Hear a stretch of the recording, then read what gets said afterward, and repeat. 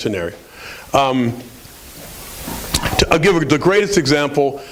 When you don't understand just this simple principle, you'll get confused about, like in heaven it says, and there was 7 golden candlesticks that were before the Lord, and it said, and they were the 7 spirits of the Lord. You ever hear that before in Revelation?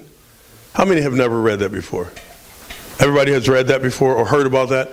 People have done all kind of teachings on the 7 spirits of God. And they'll say the 7-fold Spirit of God. And they'll use Isaiah 11:2 to say these are the 7 spirits of God. The problem is it's only 6 there. Because it says the Spirit of the Lord was upon him, and then it breaks it down into these 6 different divisions, so they count one twice. But anyway, it's not. And then later in Revelations it says, and then they were sent out. The ones at 7 that sat before him, because the lamb that sat on the throne was slain. He said, the Lion of the tribe of Judah has prevailed. And all of a sudden, the next vision that John sees is a lamb with 7 eyes.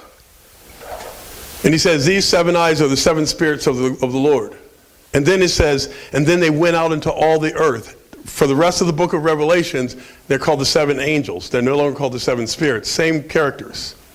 And so the first angel pours out his vial and blows the trumpet. So the 7 angels pour out 7 vials, the 7 angels blow 7 trumpets, and so forth throughout the rest of Revelation.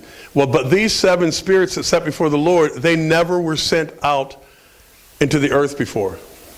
Now, here's the principle is that when angels are before the presence of God, all they're experiencing is the presence of God when they're facing him. And then when they go out into the earth, they literally carry the presence of God out into the earth. So angels are able, their message is not just words to your intellect, but they send a message to every facet of your being that is able to experience. It's such a holistic message. I'll give you an example of it. Not only were all of John's spiritual senses, but his natural senses were engaged in order to receive the message that the angels sent to him. The book of Revelation starts like this. Oh, you're not getting bored or not losing or confusing? Okay. The book of Revelation starts like this. It says, the revelation of Jesus Christ, which God gave to him, and then he sent and signified to John by his angel. The book of Revelation is a message from an angel. John's on the Isle of Patmos, and an angel comes to him. And the first thing he sees, he hears a voice behind him, and he turns around, and he sees this vision of Jesus where he's glowing and all that, you know that, the brass and all that. That's an angel talking to his whole being, and he's actually experiencing a presence. So the angel came from out of the presence of God, and he's giving him this message, and the message is so holistic that it's an experience where you experience presence. You see things, you hear things. So this an entire experience is happening it's just an angel giving a message. And by the time you get to the 19th chapter of Revelations, John is so overwhelmed by this angel that he falls down to worship the angel. And the angel says, no, don't worship me. I'm a servant just like you. And then in the 22nd verse, he does the exact same thing. He's so lost in the presence of God that he tries to worship this angel again. Twice the angel tells him, no, don't worship me, worship God. I'm just a servant like you. So this, to best explain how angels are able to do this incredible thing, in the Old Covenant, there's this character, and in the New, called the angel of the Lord. How many of you have heard the angel of the Lord? Not an angel from God, but the angel of God or the angel of the Lord. He's a messenger of the Lord. And what he did was when he showed up, people experienced God. He stayed in God's presence to such a degree that when he came to deliver a message, his presence was never experienced. All you experienced was the presence of God. He literally brought God to you. That's what ministry is, by the way. That people have God encounters when you preach, teach, and encounter them. But anyway, so I'll give you some examples of the angel of the Lord. The burning bush. It was the angel of the Lord in the burning bush. Mount Sinai, where he saw the glory, and God, he said, let me see your glory, and the 10 Commandments, and God speaking. That was an angel. Look in Acts the 7th chapter when Stephen is telling the Sanhedrin about their history, and he says, and the angel that was in the mountain with them. In the cloud by day and then the fire by night, that was the angel of the Lord. I mean, read it for yourself. It was literally an angel, but all they experienced was this angel. And it says in Isaiah 63:9, and the angel of his presence was with them. So he's the messenger of the presence of God. And I'm saying this just to let you know that angels are able to come to you and give you an experience of a presence. In other words, they not only can speak to your intellect, they can speak to your feelings, to your senses, to your spirit, to your entire being. So much so that John, the Apostle John, this entire book of Revelation, it was a sensational experience he was having that he was recording. And it was real. The whole time he was there on an island and an angel was talking to him, but not using just words. He was just giving him an experience. Just, you get that? Isaiah 63, angel of his presence. Now, a lot of people, because every time the angel of the Lord showed up, it was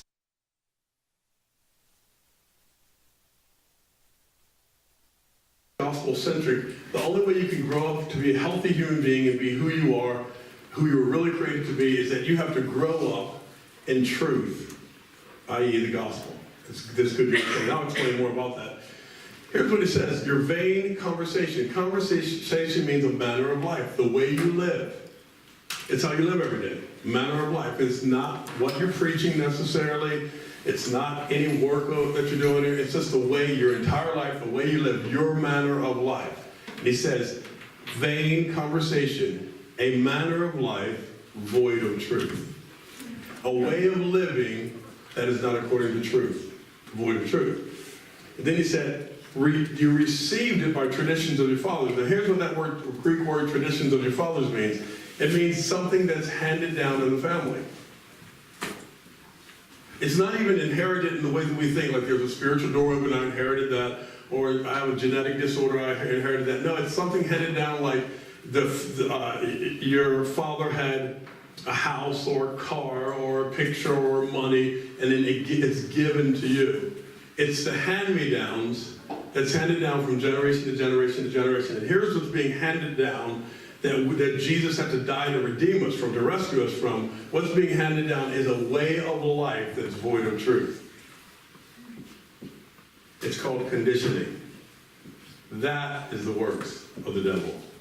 And that's the thief that's so subtle you don't even know that he's stealing what's most important, and then he dangles a promise of it before you that you work for and never get. And it starts when we're very young.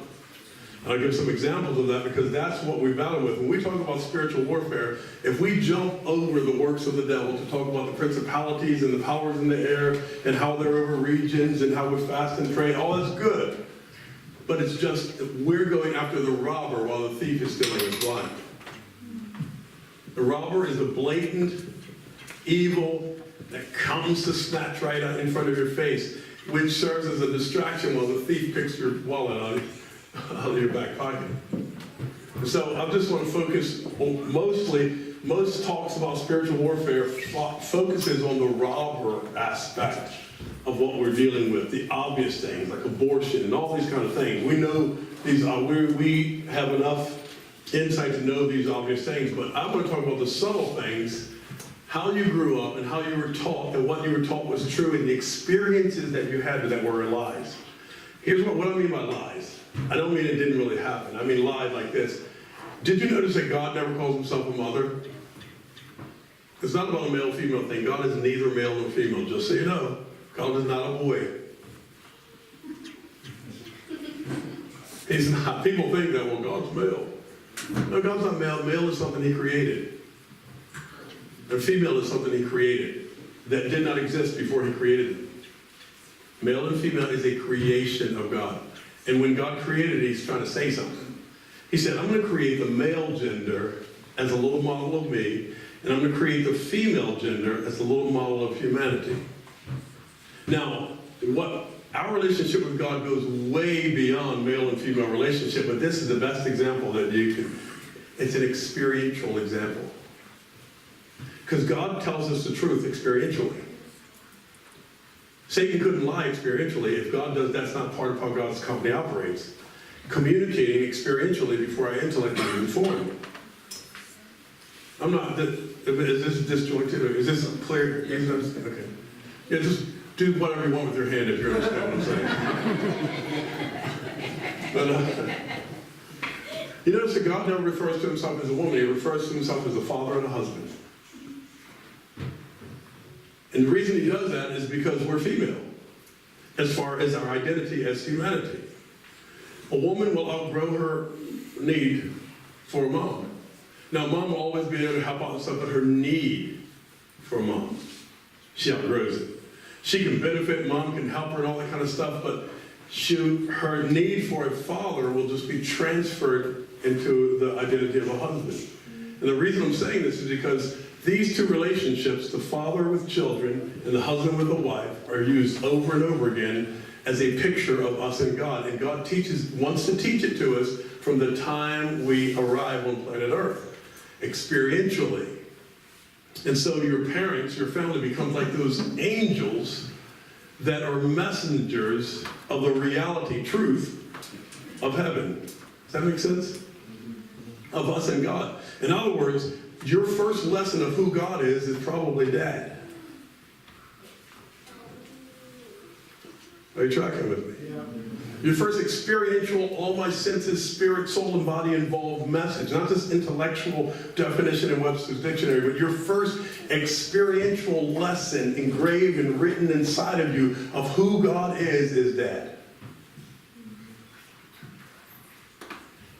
And the works of the devil is to produce a company that's producing a product that opposes and takes the place of the product that God did. So God's company produces the idea of father. And he said this, see that thing called father? It's a little model of me. That thing will be in the earth as I am in the heaven. And when they experience that thing called Dad, they're going to be experiencing me, and it's going to be grooming and cultivating them, getting them ready for a real father-child relationship as they step into my presence. That's his plan. Here's Satan's company. He's over here. Hey, let's produce this thing and let's call it Dad. But let's make it the opposite of what a dad is. In other words, let's make it so it doesn't match God. And let's twist it as much as we can. We're trying to get it to be the opposite, but we'll get as far off as we can. That's as much as we can do. So work on it, boys. Well, there's a whole lot of dads we got to make, boss. I mean, we're not trying to complain. We're not complaining, but I just want to let you know, there's a lot of dads out there. We're going to be so busy. He said, hey, come on. We're going to mass produce this thing. We need a system. The wisdom of the people at the top in the company are used by the people who are actually on the ground working because they apply the systems that these people create. I'll give you an example. I worked for a construction company for years. I worked a lot of construction for years, but I was a supervisor in this company, and they did a lot of different things, a lot of different crews and operations going on. And what I would do is I would create systems, and then I would train the leaders to train people with these systems. We did this one thing called, we would set A10 inlets. This is something you do in storm drain.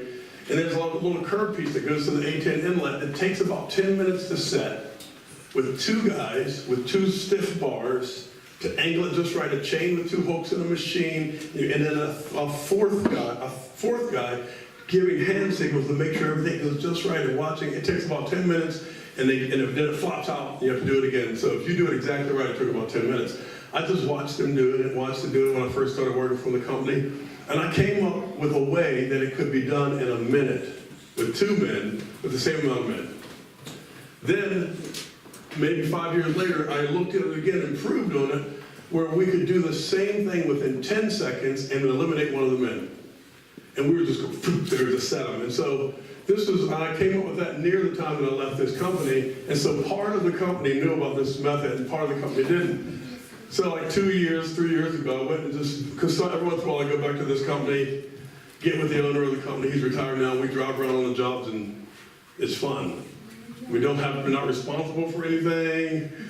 We just watch and get on the machine, dig a little bit, it's just fun. Anyway, I went back for a fun day, and I'm there, and this new guy who doesn't even know who I am, he's heard about Eric, but he didn't know I was him, and I was with the guy, the supervisor that took my place, the guy I trained, and we're standing there, and they're setting one of these curb pieces, and I go, oh, so I'm curious, I go over, and he was setting it by the original system that I came up with, and so I went to stop him.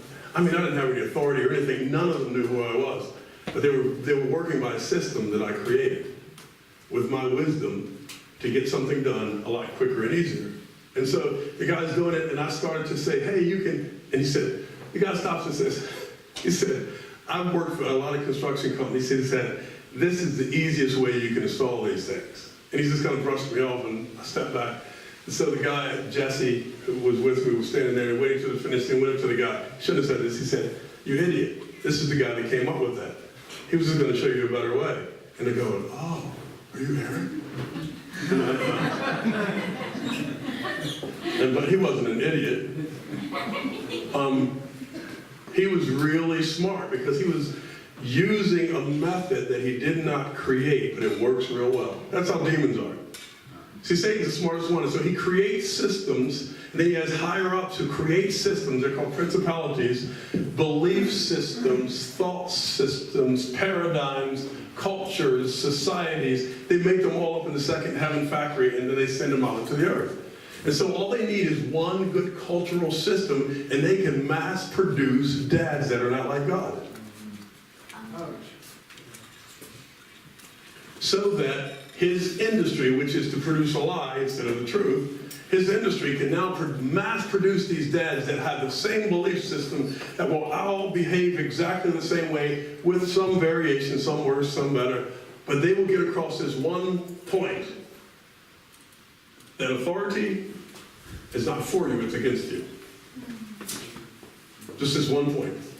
Plant that seed. So here it is, these kids, they're 4 or 5 years old, it's a real family, there's 2 of them, and every time their dad comes home, they get scared and get nervous and tense inside.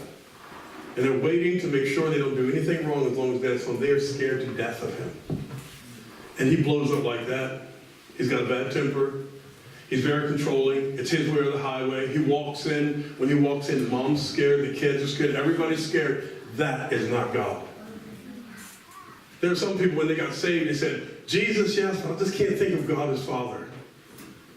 The lie was effective. It has conditioned them to believe a lie about God. Just like the first, Satan started his whole battle with a lie about God that changed everything, and he's still doing the same thing. Now, it's because it's a holistic, sensational lie, experiential lie. All you have to do is like say, here's what we're going to do. We're going to make sure that women never become women and men never become men, so that when they get married, there is never significance or satisfaction or glory. Like the glory of femininity is faded and gone, and humiliation takes its place. So we're going to make sure that's not there, so that as soon as they're conceived in the womb, they're experiencing this sense of shame, rejection, not belonging before the intellect even develops. And it's part of their entire system. And they're born, believe it or not, with anxiety. They did this test of children in the womb. They followed them for 30 years.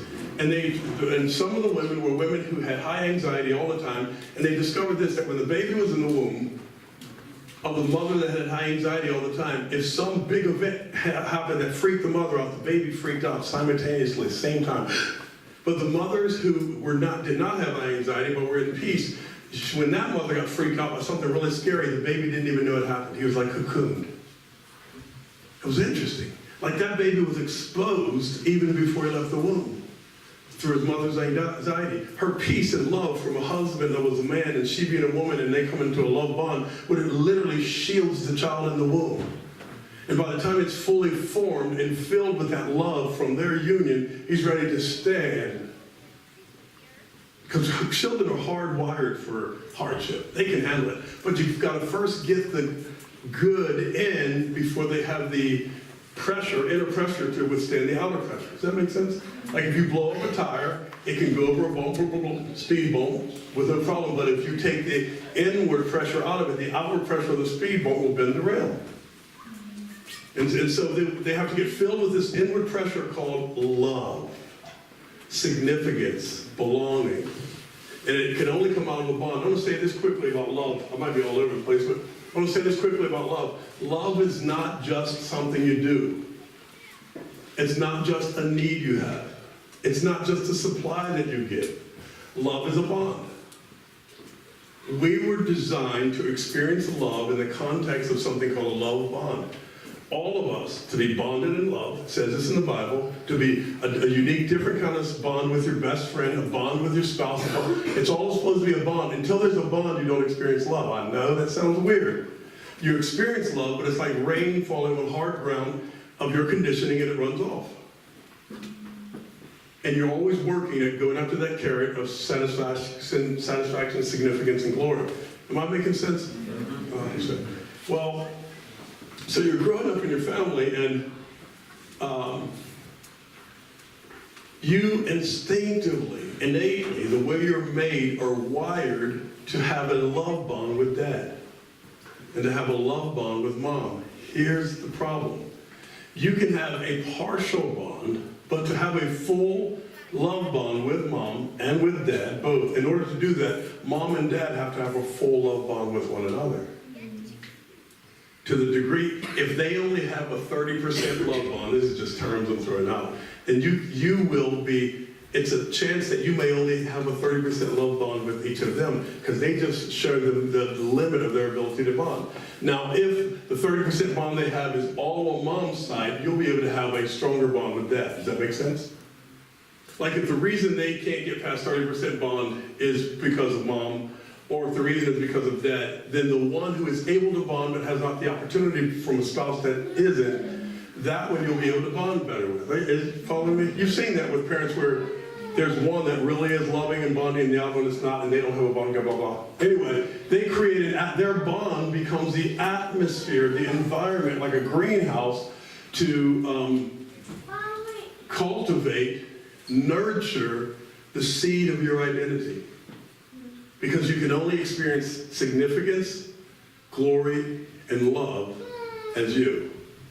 Your identity, your gender identity, your multifaceted identity, and most importantly, who you are, no one else like you. And so in order for you to fully develop so that as an adult, you can begin to enjoy adult bonds, in order for you to do that, you're going to have to actually have that grown up in the childhood. And so what happens is Satan gets behind all of this to lie to you experientially and intellectually with your teaching. So here's the thing. We were designed to bond with a partner, with a pack, and with a purpose as an adult. Well, as a child, as you're growing up, you're bonding mostly with a pack. And that conditions you to have a purpose that matches you and a partner that you can bond with.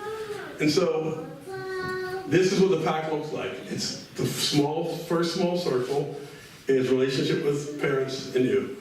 The next circle out from that is relationship with family. It's siblings, parents, and you. Then the next circle out that is extended family, like if you have family living by. And then the next circle out that is culture. Now, it seems like the most significant thing would be family, the inner circle, but culture is the most significant thing because the culture is the most direct connect that the principalities and powers have, is the culture. And then it goes down, all the way down to you, the individual. So let's say you're in a culture where, I'll just give an example. Say you're in a culture where women are viewed as beasts of burden. I'm exaggerating a little bit.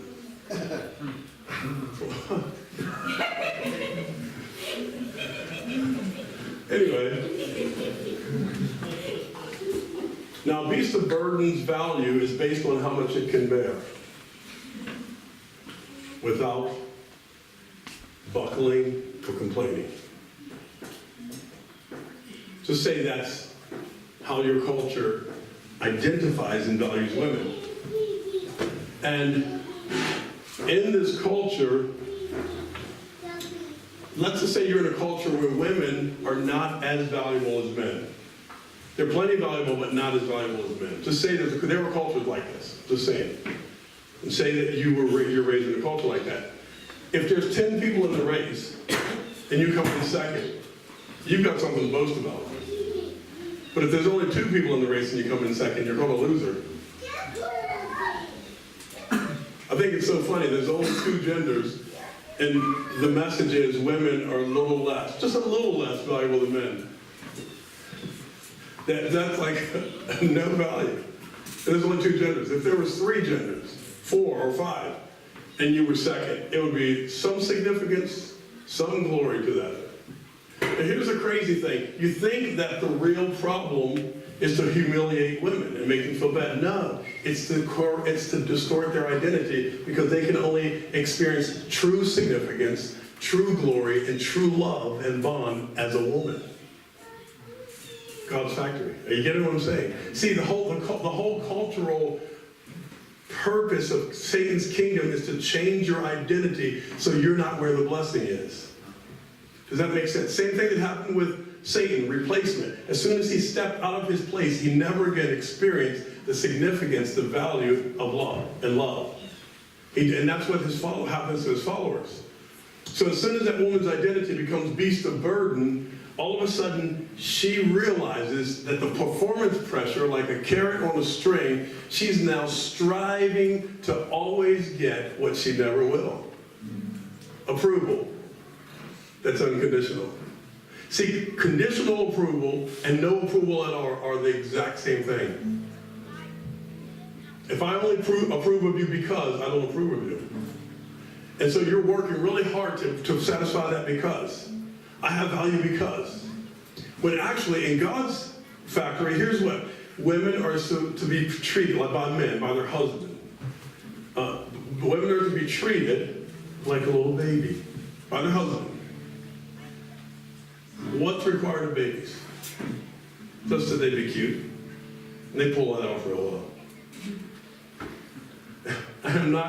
I am not minimizing the woman's value, but when you've been taught that your value is to be a beast of burden and that you only have value the more you're like a man, if I say a woman is to be treated like a little infant, it almost sounds humiliating.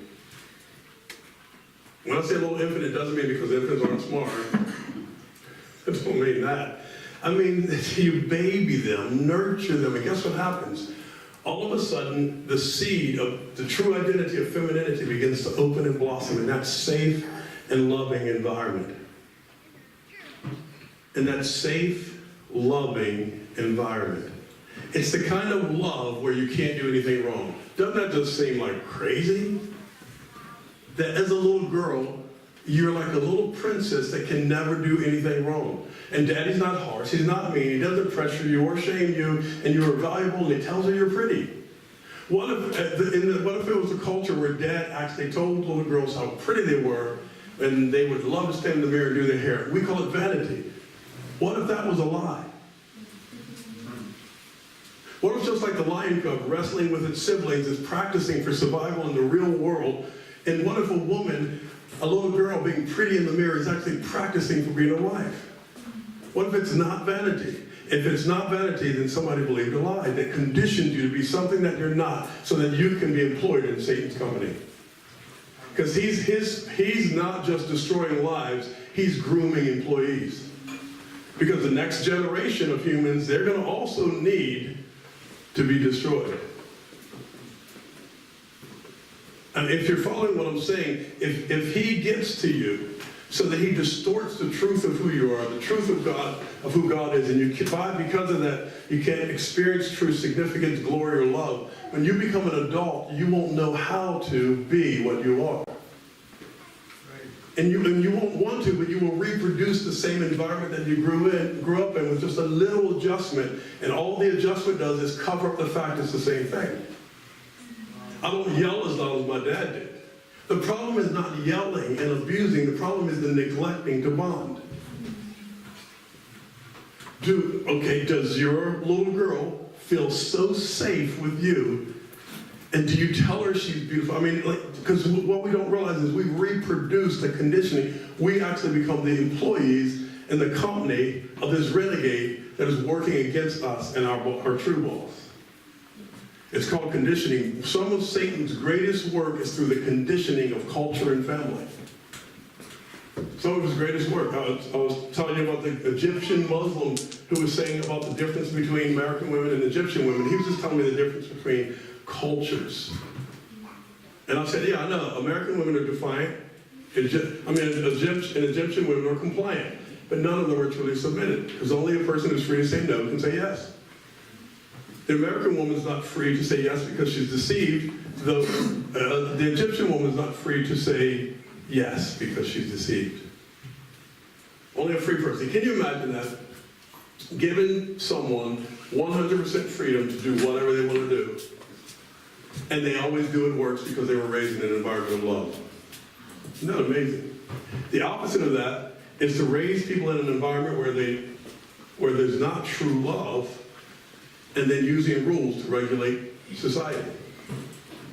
So just this whole conditioning, it is the works, the whole conditioning thing, it is the works of the devil. So in Ephesians 6, how do we combat? Because we're talking about spiritual warfare, we're not just talking about, but you know, if you're going to play a football game, you look at the game, the team you're about to play, you watch their moves to learn their strategy so that you can win. Or if you're going to wrestle, you watch, so whatever, or a fighter, you're going to watch how they, so that's one of the main reasons for talking about how the enemy works. Once you understand how he works, it's a lot easier to use the weapons of our warfare against it. In Ephesians 6, 10 through 18, Paul says, having done all to stand, I'll actually read it.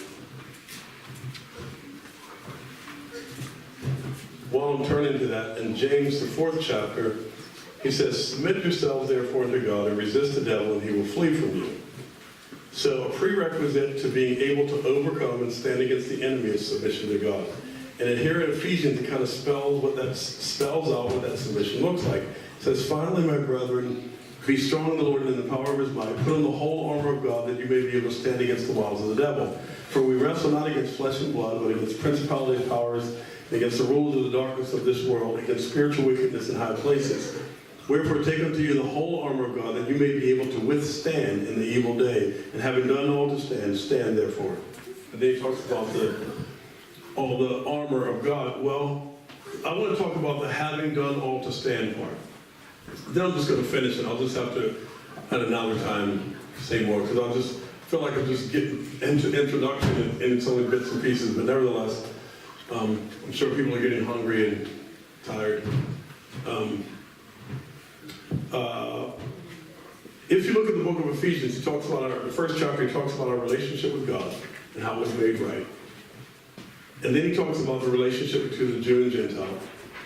Then he talks about our relationship in the context of church structure, apostles and prophets, cornerstone, Jesus is the chief cornerstone. And then he talks about a sister and brother, sister, brother relationship in the church.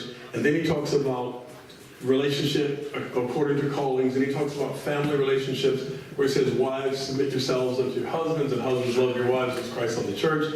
Then he talks about parents and children, and he goes all the way up, and the last thing he talks about is our relationship with Satan. And he says, having done all to stand, the way you have done, just like everything, the way you do, the way you perceive, the way your relationship goes naturally in all those areas I just spoke about, where the thief under the cover of darkness is at work. The way those relationships go determine if you're able to stand against the robber when it's demonic confrontation. Like, I want to say this last thing, I wish I had a chalkboard. Imagine a little teeny circle here, and that's called marriage. I'm just going to give you an example of how it works. And within marriage, I wish I really had, you got good imagination, right? There's a circle here. And there's an M and an F, male and female in marriage. There is male and female, the man is the head. And that doesn't mean he's more valuable. The only time you think that authority makes you more valuable is if you don't understand authority. Authority is always for those that are under the one in authority. It's never for the one that's in authority. As soon as it's for the one that's in authority, it's corrupt. Your authority by God's design was never intended to extend beyond your love. You're only supposed to have authority over those you love. Well, that's marriage. In there, male and female. Outside of here is all the rest of life where there's neither male nor female. Outside of this marriage circle, there's only common sense differences between men and women. You know, I mean, like you say to someone, hey, he throws like a girl. Well, most girls throw like that. It's no insult. But out here, women can be in authority over men. Let me say it again. Women can be in authority over men. How many believe that? Do something with your hand.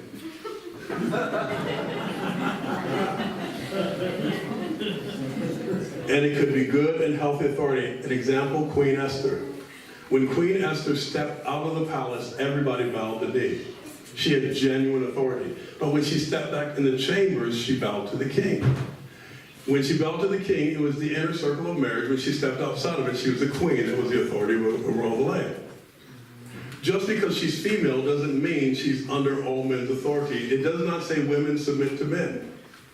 It does not say women submit to men. It doesn't say women submit to men. It says wives submit to your own husband. And so what we do is we go, what happened years and years ago, 1700 years ago to be exact, in our culture, because of one leader's issues in his life and conditioning, he had this in his heart because of his own sin, that the female identity was evil and sex was sin. And those two things were subtle lies by a thief that has destroyed family. And here's what happens. So inside of marriage, he said, the man is over the woman, but he said it in a tyrannical way. And then outside of the circle, man is over a woman. So all men in society in that day, where every woman was under every man, just by virtue of her being female and him being male. Not that he had any position or as a husband over her. And so if you see a woman in society, you didn't think of her, well, she's just under her husband and she's covered and whatever. No, it was like women are under, all women are under all men and women have no value. That was the lie that was told. And so here's what happened. Over the years, people trying to correct this problem, here's what they do. They say, well, within this circle of male and female, they go outside of the circle where the wrong took place and they say there's neither male nor female, and they're right. But their solution goes all the way inside of the circle of marriage and say there's neither male nor female. So they take all male authority away. Some cultures blatant, some subtle. That's why the culture that most blatantly emphasizes male authority have the most passive men controlled by dominating women. It's so interesting. That thief is so subtle. Well, when this happens, this is just as bad as the solution is just as bad as the original problem. Are you following me even though I can't illustrate it? And so here's what happens. You can go out in society and you don't realize that your conditioning carries on that belief even when you feel like you stop believing it. And it's really hard to break free of. When it says we wrestle not against flesh and blood, it doesn't just mean the people presently in your life. It means the whole string of characters that conditioned you to the moment that you're standing in. Satan used them as employees of his to fight against you, and that's what you're fighting against, to overcome. And I'll give you an example. Like in this culture, I noticed this. This is something really subtle. It's not a big deal. Every time you guys gather, because we used to have house church years ago, and it was really fun. It reminds me of this so much. But when you all gather, I've noticed this, not completely and exactly or everyone, but I've noticed all the women will gather in a circle or in a group, and all the men will gather in a group over here. And every social gathering in your culture has been like that for hundreds of years. And what it has been, I'm not saying that's what it is here, but what it has been is the men are over here talking about things that really matter. The important things of life. And the children are playing games. And the women are talking about things that don't matter. I'm just saying that's the overall cultural emphasis. And so if men are going to talk about spiritual matters, which are things that are important, they're talking about the things of God and so forth. And the women, just conditionally, from tradition, the women are not talking about those things. It's conditioned into you. They start, not things that are unimportant. I mean, things that women talk about are important, but I'm just saying it's not important because it's important, but that's what they're limited to. You don't realize it. And there's a ceiling, a glass ceiling. I just thought I'd say that. There's a glass ceiling on the women where they, even though they're free now, they can't seem to move above. This is what we talk about as women. This is what we are as women. And you're actually trapped in a circle. And the men are over here. And so me, I'm watching this, and I've been watching it for a while. I'm not saying it's a bad thing. I just noticed it. So I think what we should do today, what you can do, there are action items that you can do to break off conditioning. You don't have to pray. You don't have to go through any kind of inner healing or anything. You can just take simple acts, and after a while, this new habit takes on a life of its own and replaces the old. So what we do is, like, when we gather in a group, well, purposely, you don't have to do it on purpose a few times, and it happens automatically. Purposely, like, make one big circle where couples are sitting together and then singles are sitting, however you want to sit, but just as long as there's boys and girls in the whole group, and then we'll all talk about stuff. What do you think of that? Or even if it's little smaller groups, as long as it's mixed where couples, and here's how you're going to make sure that the circle is unbroken, is that just stick with your spouse when you go places. I know it's just an intentional action item designed to break off conditioning. Does that make sense? Yeah. You know, you hear break off this, break off that. It's so nebulous. How do you break it off? Like in the spirit, like this? I mean, I've done that before, but this is like a simple, practical way to break off things. And that way, you and your spouse will be hearing and sharing at the exact same time. You don't have to wait to get home and tell what was happening in the men's circle.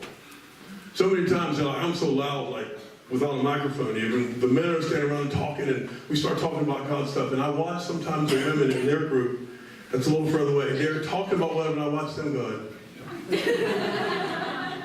They want to hear, because their heart's there. Their spirits aren't female. They want to hear these spiritual things. They want to contribute. They've got wisdom. They've got insight. They've had dreams, prophecies. And I'm not trying to say, let's take the glass ceiling off the women in the wrong kind of way. I'm just saying, let's take the glass ceiling off the separation. It's not a bad thing. I mean, it's actually, and sometimes it's good. You don't want to be there when the opposite gender is talking about certain things. But I'm just saying, in a gathering like this, let's just give it a try where everybody, it might make a big circle, so if we make two smaller groups, let them be mixed. What do you think of that? Okay. Yeah. And it's just so every time we talk about spiritual warfare, we'll come up with one more thing to do as a group that breaks off conditioning. Does that make sense? Yeah. Because I, for one, I love to hear the things that women have to say, and it's almost like they're excluded from the boys' club, which is weird to me. And also, the second thing we're going to do, up till now, you know, many women wear head coverings. So if your wife is wearing a head covering, then that means that you can never wear a hat. Because that's what it says in 1 Corinthians 11. So we're going to have no more hats for men, as long as they're wearing covered. Now, that was a joke. Not a good joke. I have better Amish jokes than this whole moment. But God, we just thank you, and I ask you to bless the food and the fellowship in the name of Jesus. And I feel like I didn't get anywhere, but I'm finished the praise. Shut up. I feel like I didn't get anywhere where I wanted to, but to me it's important to emphasize conditioning. I'll just say this one last thing about conditioning. Every time I sit down with couples and stuff from the Amish community, I am noticing more and more and more, oh, she's dealing with the Amish in him. Oh, he's dealing with the Amish in her, and I'm not joking. And they think it's him. That she thinks that's him, and he doesn't like her. She thinks he's against her. No, it's the Amish in him. See, the bad part of Amish, I'm not saying bad things about Amish. It's the conditioning in him, the product made by the enemy's company. That's what's against me. Oh, it's the conditioning made by the enemy's company in her. That's what's against me. That's what's angry. That's what's resisting me. How about if we team up and fight against this conditioning? That's the spiritual warfare that I was highlighting today, is to recognize you're not dealing with people, their true identity, who God really made them to be, their true gender identity, or any of that. You're dealing with conditioning. And the way you do that is by increasing understanding, not by getting some mystical spiritual breakthrough. That's great, but what we need is for the light to rise. And the way the sun rises and overcomes darkness is how spiritual warfare happens. You don't hear any swords clashing, any bombs going off. When the sun rises, it's peaceful as it overcomes the night. And so when you get a revelation of truth, it dispels the lies, even those experiential lies that have kept us bound, as easy as sunrise dispels darkness. So it's not about praying and fasting. Praying and fasting is just to get your eyes open to see the sunrise. Amen? Blessings.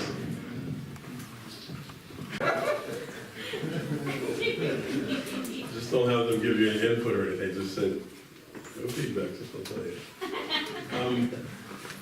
So Friday night, we started talking about spiritual warfare. And I think you have to be kind of, alert when you're teaching about the kingdom of darkness. Because it can become, if you get really into a lot of overly emphasizing satanic stuff, there's a certain fascination that awakens in people that even can become like an admiration. It's really strange. So I, at that risk, we're going to continue. This morning, I didn't know if we should do it on a Sunday morning, but hey, this morning we're going to do the second installment, I guess. If I were to title the message Friday, it would have been a covenant with darkness. Kind of, in Isaiah where it says they made a covenant with darkness, and they called evil good and good evil. They called black white and white black. And the whole basis was that deception is necessary for anything else that the enemy wants to do to work. Without deception, he can't implement any of his plans. And so all of his work is under the cover of darkness. Well, this morning, if I were to give it a title, it would be The Works of the Devil. So a little bit before I start talking about the works of the devil, because most of what you battle in your everyday lives, you have no idea that you're actually battling against Satan's schemes, systems, plans, and so forth. You're really battling against his works more than directly against him.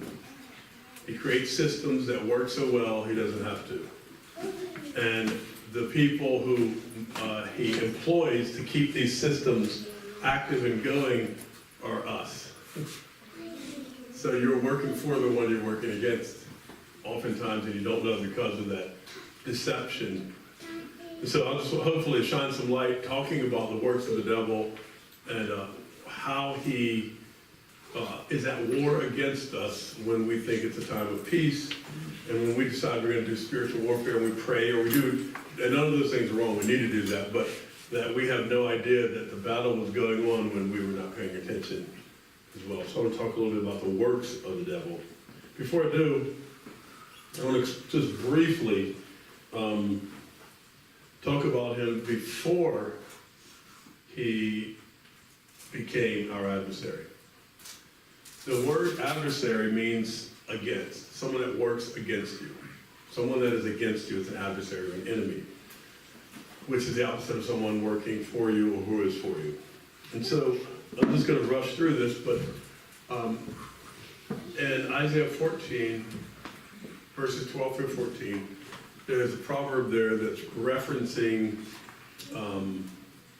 Satan, and it talks about him right when he was transitioning out of working for us to working against us. How many of you know that Satan, before he changed, was working for us?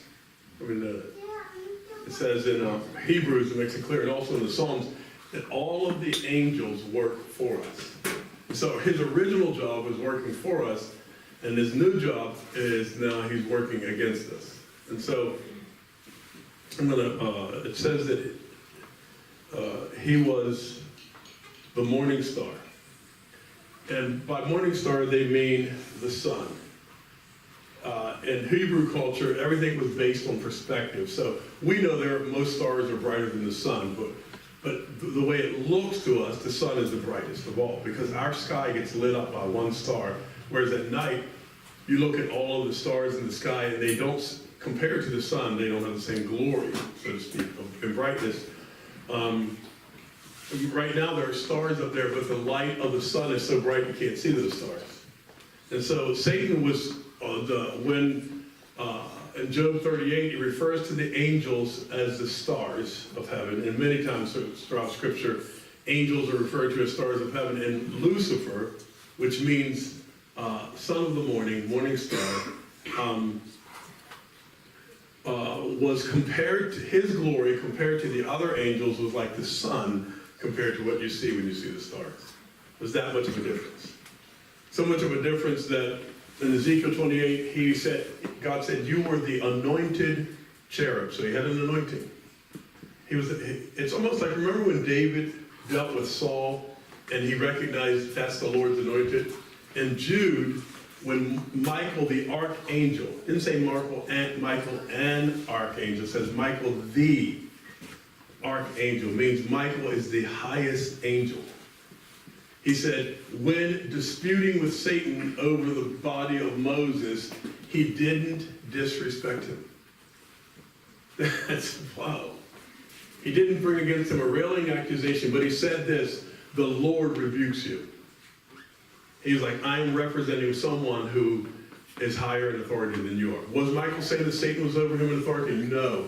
But Michael was still recognizing, it says, Jude was just saying how these dreamers and that are defiled, they despise dominion. It says, this is what Jude was saying. He was talking about these people that come in to pervert the gospel and stuff like that, to do bad stuff. He said this about them. He said, they hate authority. And then he gives this example. He said, even Michael, the highest angel, when he was contending with Satan, the enemy of God, he showed him respect because of the authority he used to have. What? Isn't that intense? So to hate authority is something that is associated with demonic power. To hate authority. It's interesting in angel, because I mean, can imagine the angels, so much power and authority they have, and Michael was the highest of all the angels.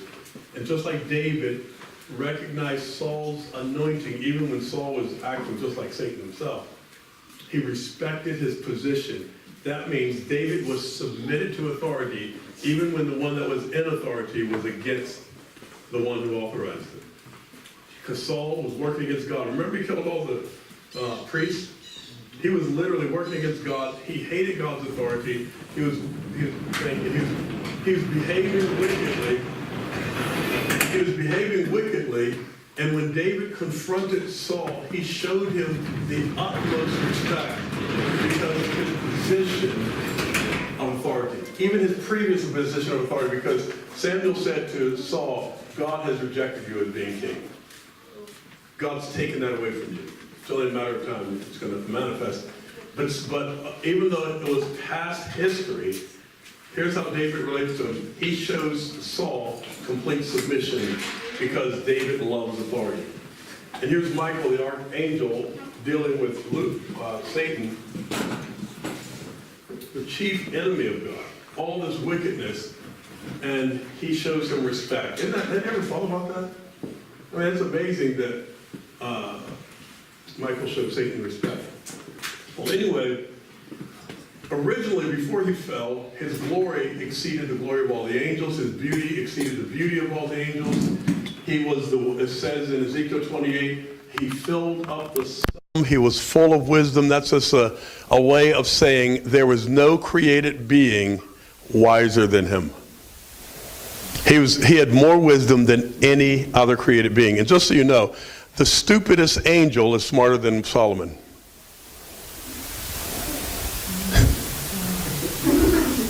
They're on a higher level than us.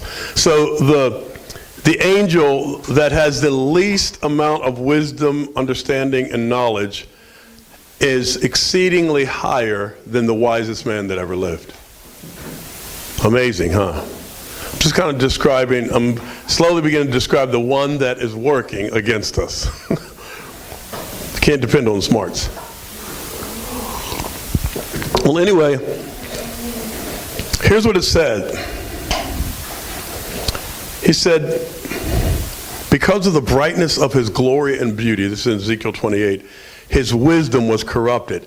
It didn't downgrade. He's still just as wise as he's always been. He still has he's still the wisest created being. I know that's hard to think about.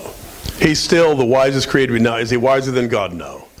But of created beings, he never lost his wisdom. It just got corrupted. And by corrupted, it's objective. Because everything that God gives you, there's a purpose for it. There's work to do. All your gifts, all your talents, all your ability is given to you for you to do the work that you are to do. Everyone has something that they contribute, a part that they play, or he delegates to us some part of what needs to be done in life, in the universe, forever and ever. And so when his wisdom was corrupted, it didn't mean he became stupid or less wise. It just meant that he used what was given to him to work for God. He's using it now to work against God. That's why his wisdom was corrupt. He's still the smartest guy. Does that scare you a little bit? If it only scared you if you thought that your smarts is what kept you safe.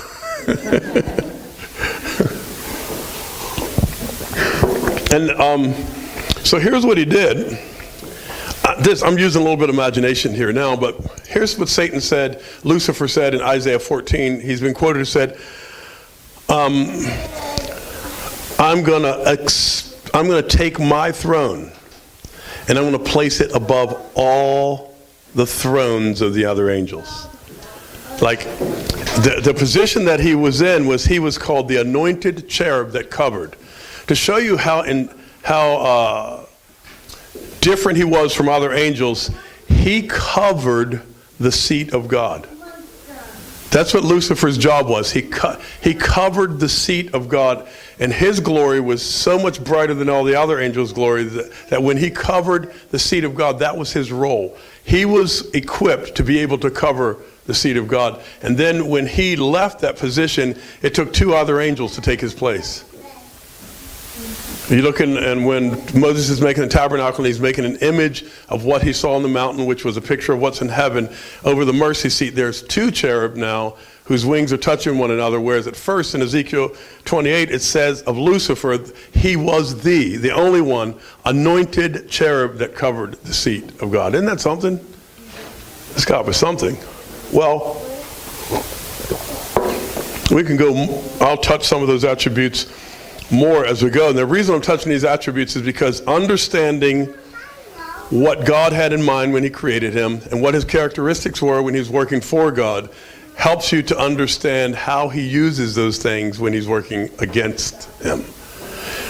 So I'm going to share a little bit about what angels do, but just really briefly because we just don't have time.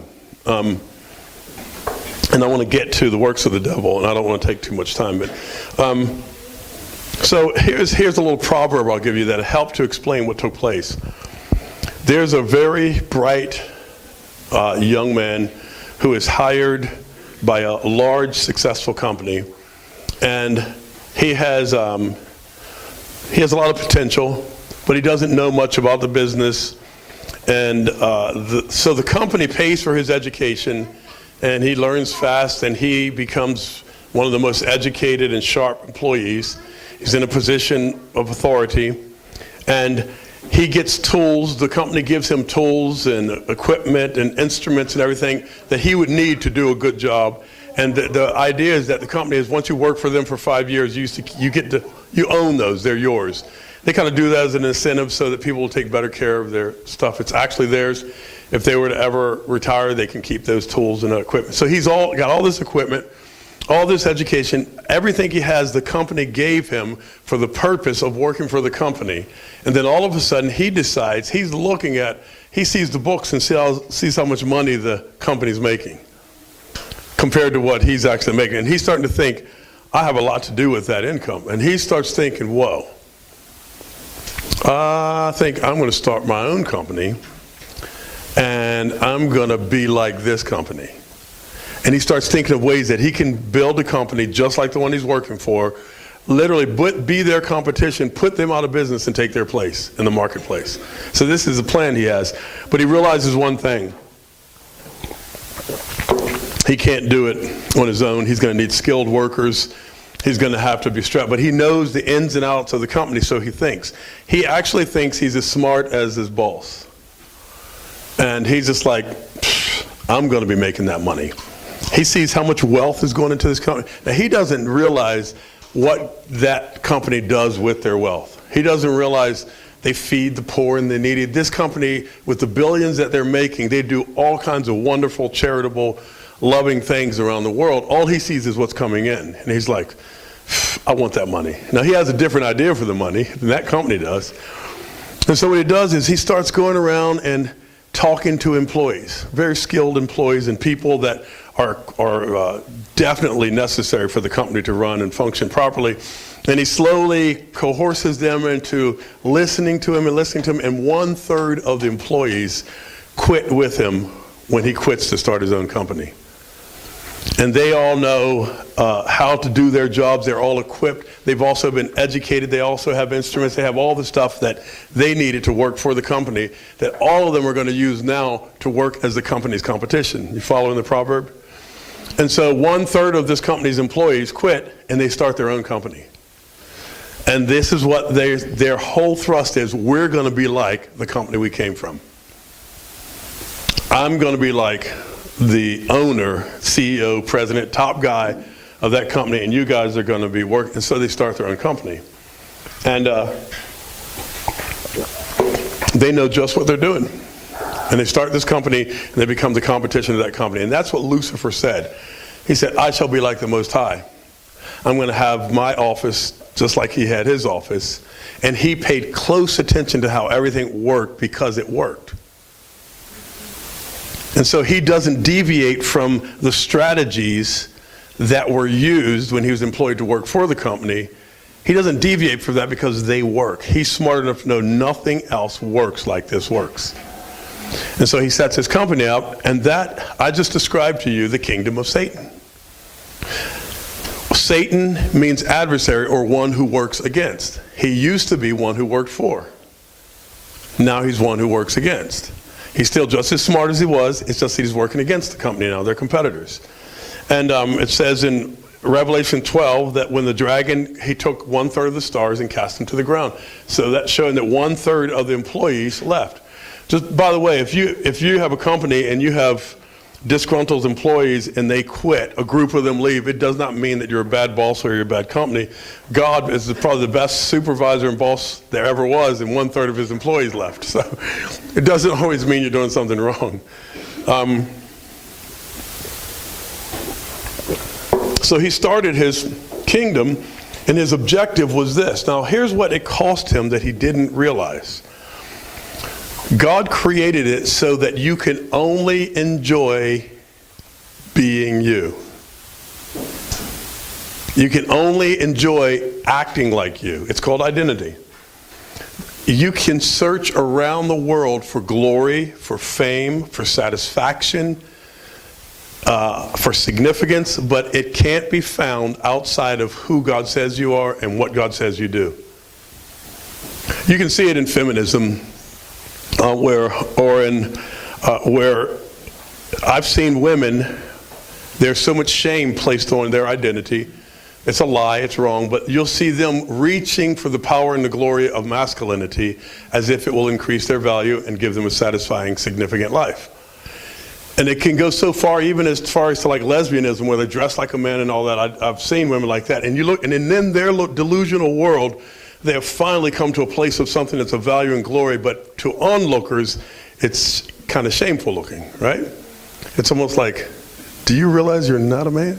Or a woman, or a man that would be dressing and acting that way. People who are not in that delusion will look and say, do you realize what you look like? I mean, really? But they don't, because they're in the glory of something that really doesn't satisfy and is not significant. When Satan left his estate of being the anointed cherub that covered, brighter than all the other angels, little did he realize that he was living in a love bond with God and others. He was experiencing significance, satisfaction, and fulfillment. And when he looked away from what he had and he reached for something that he was not made for, he will never experience love again. He will never love again or never experience love again. That thought never crossed his mind.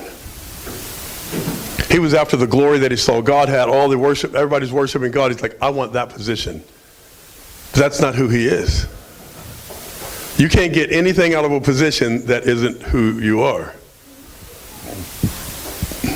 It's just loss. From the moment he stepped away from what God had given him, he suffered loss. So this is a principle of Satan's kingdom, is that there is no love. There's a whole lot of other things that can be glorious, so to speak, but there is no love.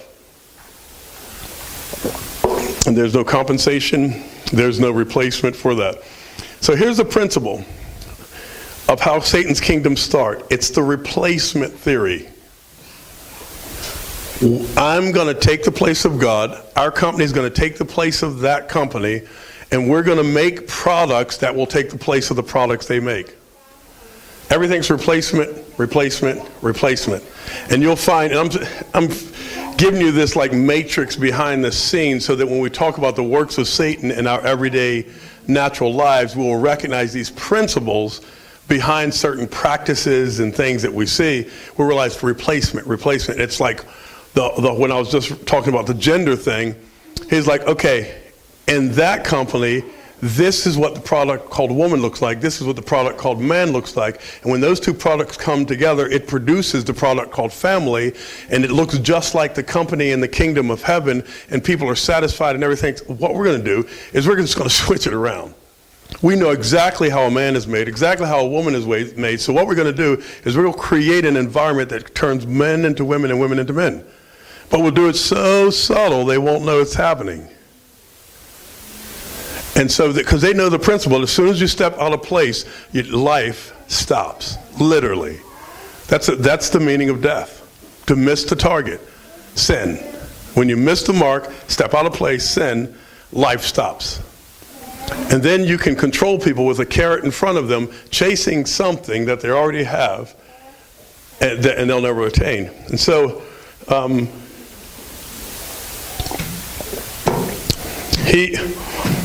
He started his kingdom, and I want to say a little bit about angels. This is actually difficult to do because there's so much to teach about the truth of the enemy that we're not aware of, that it would really like take probably a conference. But who wants to do a conference on spiritual warfare? Anyway, I want to say a little bit about angels really quickly.